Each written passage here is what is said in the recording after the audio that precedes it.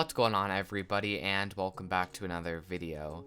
Today we'll be doing a top 10 video. This will be the top 10 most dangerous airports to fly into in the year 2021, and let's get straight into it. Coming in at number 10, we have Wellington International Airport. Serving the capital of New Zealand, Wellington International Airport is the third busiest airport in the country, after Auckland and Christchurch. It features a single 6,800-foot runway that appears to start and end in the ocean. The airport has a reputation for sometimes rough and turbulent landings, even in larger aircrafts, due to the channeling effect of the Cook Strait creating strong wind and gusty winds, especially in the northwesterly conditions. This makes it extremely difficult for pilots to maneuver landings and can sometimes turn flying into a hair-raising experience for passengers. Coming in at number 9, we have Gibraltar International Airport. The runway at Gibraltar's airport crosses the main road in and out of the British overseas territory, and consequently traffic has to be closed every time a plane lands or departs out of the airport. The result of traffic jams has led to the construction of a tunnel under the runway, but the project has been delayed and is still not complete. However, the highway crossing isn't the main issue for pilots. It's the strong turbulence and wind shear around the Rock of Gibraltar and across the Bay of Algeciras that makes landing here very challenging and particularly uncomfortable for the pilots and the passengers on board. Diversions and go-arounds at this airport are very common, especially in the winter time. Coming in at number 8, we have Princess Juliana Airport, also known as St. Martin.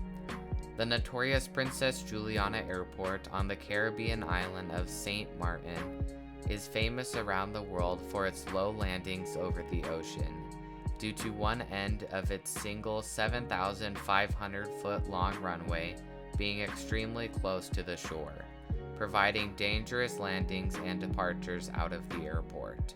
The proximity of Maho Beach to the runway has made the airport one of the world's most famous places for a perfect Instagram shot, as the landing jets appear to be feet above the heads of the public just before touchdown, while takeoff creates a huge gust of wind and sand for everybody on the beach. The airport is not without danger though.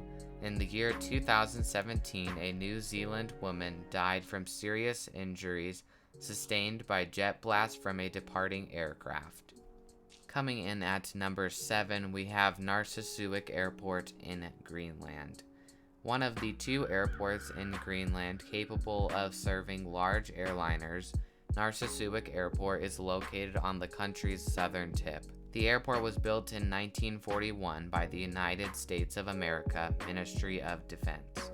Pilots must deal with strong winds, severe turbulence, and wind shear in a mountainous landscape, even on the calmest days of the year, before they get sight of the relatively short 6,000-foot runway. While the high winds in the fjords is a major challenge for pilots, a nearby volcano can be even more of a headache.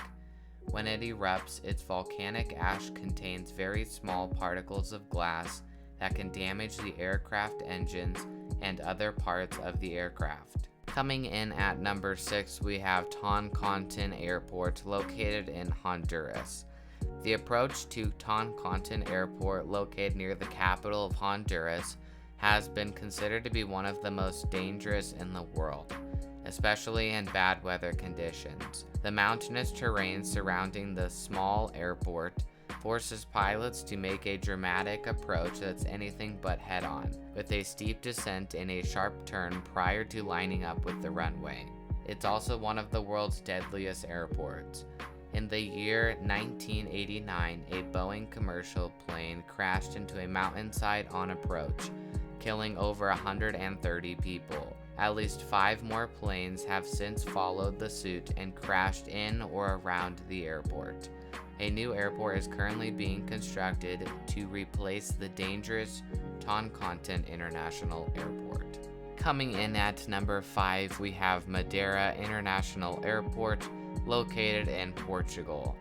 Madeira International Airport, formerly known as Funchal Airport, on the Portuguese archipelago of Madeira in the Atlantic Ocean, is considered one of the most dangerous airports in the world due to its spectacular construction.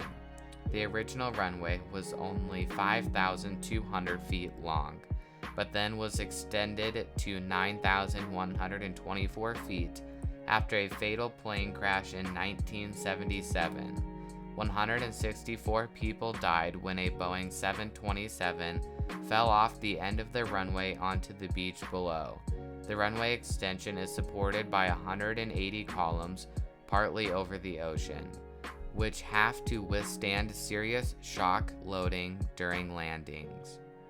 The airport is also dangerous due to strong winds, high mountains on one side and the ocean on the other. Pilots must undergo additional training to land at this particular airport. Coming in at number 4, we have Lukla Airport in Nepal. Lukla Airport in Nepal is the prime airport for anyone who is visiting Mount Everest.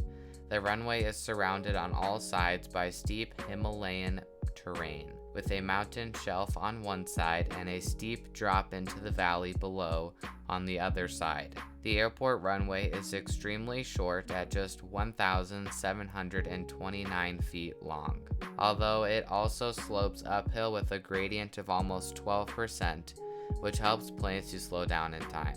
To make matters worse, there is no go-around procedure because of the surrounding mountains. Given these factors, only helicopters and small fixed-wing propeller planes are permitted to land at the airport.